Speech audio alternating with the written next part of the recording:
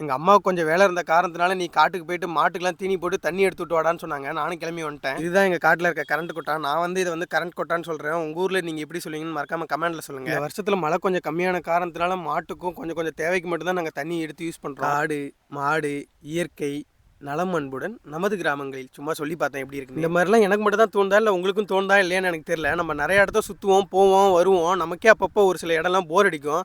மாடுங்க நம்ம காட்டிலே தான் இருக்கும். எப்படி அதுங்களுக்கு இருக்குன்னு எனக்கும் தெரியல. ஒரு வேளை மூக்கு எனக்கு படப்பா இருக்கிறதுனால இப்படிலாம் நான் யோசிக்கிறேன்னா என்னன்னு எனக்கும் ஒன்றும் தெரியல. அப்புறம் வீட்டுக்கு கிளம்பி வந்துட்டேன். காட்டில் மட்டும் தண்ணி பற்றாக்குறை இல்லை, எங்கள் ஊர்லேயும் கொஞ்சம் தண்ணி பற்றாக்குறை தான். எங்கள் அம்மா துணியை துவச்சு கொடுத்தாங்க, போய் அலசிட்டு வாடான்னு சொன்னாங்க எங்கள் தாத்தா கட்டில். நானும் கிளம்பி வந்துட்டேன். இவர் நம்ம வீடியோஸ்லாம் பார்த்துருப்பீங்கன்னு நினைக்கிறேன். நம்ம எங்கே போனாலுமே நம்ம கூடயே வந்துடுறாரு. ரொம்ப பாசக்காரர் பா. இவர் தொட்டி என்னடா ரொம்ப சின்னதாக இருக்குன்னு பார்க்குறீங்களா? அந்த காலத்தில் கட்டின தொட்டி. துணி அலசுறது மட்டும் இந்த தொட்டி யூஸ் பண்ணிட்டு குளிக்கிறது நான் இப்போ பெரிய தொட்டி போய் காமிக்கிறேன் உங்களுக்கு. பாத்ரூமில் வெளியே தண்ணி பைப்பிட்ட துணி அலசுறதை விட இந்த மாதிரி தொட்டியில் போய் துணி அலசுறது ரொம்ப ஈஸியாகவும் இருக்குது, நல்லாவும் இருக்குது. ஏங்க எங்கள் தாத்தா தொட்டிக்கு வாங்க, தண்ணியை பாருங்க, அப்படியே கண்ணாடி மாதிரி இருக்குங்க. அப்படியே ஒரு குழியில் போட்டு அப்புறம் வீட்டுக்கு வந்து துணியெல்லாம் காய போட்டேன். போயிட்டு வரேன்.